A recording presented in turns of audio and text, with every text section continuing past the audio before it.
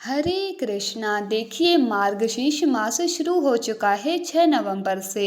ठीक है, तो इसके अंतर्गत यानी मार्गशीर्ष के अंतर्गत यदि आद्रा नक्षत्र पड़ जाए तो बड़ी ही विशेष महिमा है।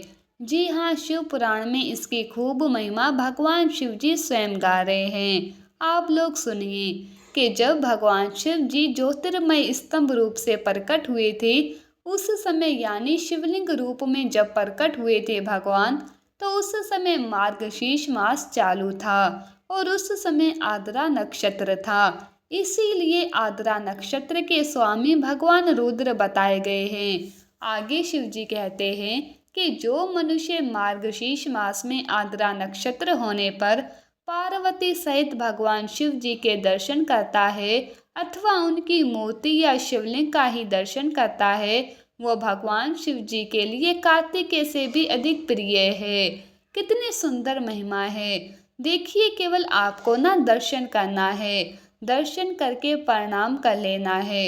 इतना मात्र भी यदि आप कर लेते हैं तो भगवान शिव जी कहते हैं कि आप मेरे बेटे से भी प्रिय हो। कितना सुंदर और सुलभ मार्ग भगवान ने हमको दिखा दिया। इतना तो हम सभी लोग कर ही सकते हैं। और भगवान शिव जी आगे कहते हैं कि यदि पूजन भी कर लिया जाए तो इतना अधिक फल मिलता है कि उसका वाणी द्वारा वर्णन नहीं हो सकता। भगवान शिव जी की वाणी के द्वारा उसके पुण्य फल का वर्णन नहीं हो सकता, तो और कौन इसके पुण्य के बारे में बताएगा। तो भक्तों, केवल आप इस दिन शिवलिंग का दर्शन कर लेना है ना। दर्शन करने मात्र से ही आपको पुण्य चिपक जाएंगे। और यदि आप लोग पूजन कर लेते हैं तो भक्तों कहना ही क्या। तो पूजन कैसे करना है?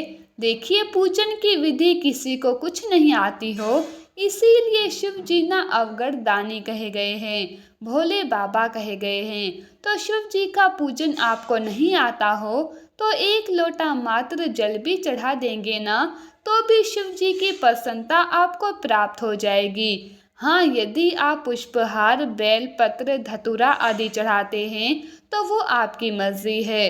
बिल्कुल अच्छे से आप लोग पूजन कर सकते हैं। ओम नमः शिवाय का जप कर सकते हैं और हो सके तो आप पंचमुखी दीपक जलाकर रख देना। पंचमुखी दीपक कैसे? एक ही दिया लेना और उसके अंदर 5 बत्तियां हो। पांचों को आपको जलाकर शिवलिंग के पास रखना होता है। ठीक है, और ये शनिवार का दिन पड़ रहा है तो और भी अद्भुत होता है। इससे शनि प्रभाव हमारे ऊपर खत्म होता है। पंचमुखी दीपक तो जलाना ही, कई जगहों पर आप चाहे तो दीप मालिका भी जला सकते हैं। दीप मालिका किसको कहते हैं कि 11 दीपक या उससे अधिक दीपक हम लोग यदि जलाते हैं तो उसको दीप मालिका कहते हैं। तो ये आद्रा नक्षत्र 2025 में कब है? मार्गशीर्ष मास में तो आद्रा नक्षत्र 2025 में 8 तारीख की रात्रि 10:02 से शुरू हो जाएगा। टाइमिंग आप लोग ध्यान रखिएगा और ये रहेगा 9 नवंबर रात्रि के 8:04 तक। तो भले 8 तारीख को आपको समय नहीं मिले, लेकिन 9 नवंबर पूरा दिन आद्रा नक्षत्र योग है, मार्गशीर्ष का महीना है। अब यहाँ पर दुविधा ये आती है कि कई लोग बोलेंगे कि हमारे महाराष्ट्र में तो नहीं है, हमारे साउथ में तो नहीं है। तो मैं आपको क्लियर बता दूं कि देखिए, कोई भी तिथि पर्व ना अपने जगह से हिलता नहीं है, केवल महीने का नाम बदला हुआ है। महाराष्ट्र में चाहे गुजरात में चाहे साउथ में, लेकिन जो तिथि और जो पर्व है ना, जो त्योहार है, वो अपने ही स्थान पर रहते हैं। इसीलिए यदि उत्तर में मार्गशीर्ष मास चालू हो गया है तो दक्षिण में भी वही प्रभाव बना रहता है, केवल मास का नाम बदल गया है। ठीक है, जो उत्तर भारत वाले करते हैं ना, वही दक्षिण भारत वालों को करेंगे, तो समानांतर आपको पुण्यों का लाभ मिलेगा। तो इसमें दुविधा मत रखना, सभी लोग करना। पूरे भारतवर्ष में और विदेशों में जो लोग रहते हैं वो अपने अपने स्थान पर आद्रा नक्षत्र योग कब है देख लेना और आप लोग भी खूब लाभ लेना।